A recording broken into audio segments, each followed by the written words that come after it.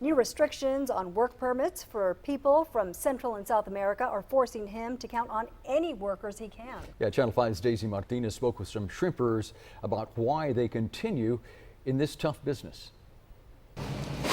July 15th marks the start of shrimping season in the Gulf of Mexico. Workers at the shrimp basin are getting their boats ready for their time out on the Gulf. Carlos Martinez is a crew member on one of the boats. He's now 66 years old and has been a shrimper for about 25 years. He has no plans to retire anytime soon. Pero nosotros ya estamos acostumbrados a hambre.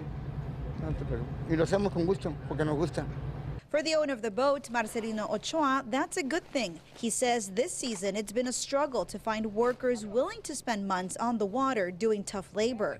Ochoa says younger generations are just not interested in these types of jobs. With new restrictions on work permits for foreign seasonal workers, Ochoa tells us he was lucky to get what he could, young or old, to fill the positions on his 13 boats. One of his captains, he says, is 77 years old. Martinez is feeling the added workload. No permitió los permisos para la gente que viene de Nicaragua, Honduras, y son buena mano, son buenos trabajadores ellos. Muchos barcos se quedaron parados por falta de trabajadores.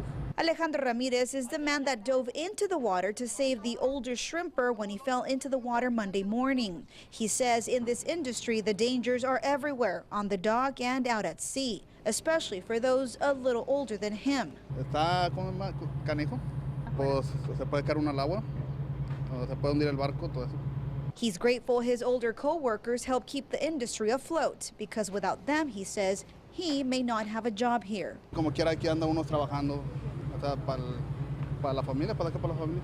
Andrea Hans, president of the RGV Shrimpers Association, tells us it's extremely risky and costly for a boat owner to hire inexperienced employees. 99% of new hires asked to be taken off the boat mid-season, costing everyone on board. She says that's why many have to depend on older workers with experience when there's a shortage of foreign workers. In Brownsville, Daisy Martinez, Channel 5 News at 6. Andrea Hans with the Rio Grande Valley Shrimpers Association tells us the Department of Labor announced on Friday that they will be allowing some foreign workers to come in and help out with that seasonal work in the shrimping industry, but it's unclear just how many.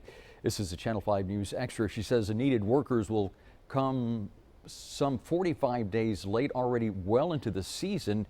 Even if those permits are granted, those positions must be advertised first as per law.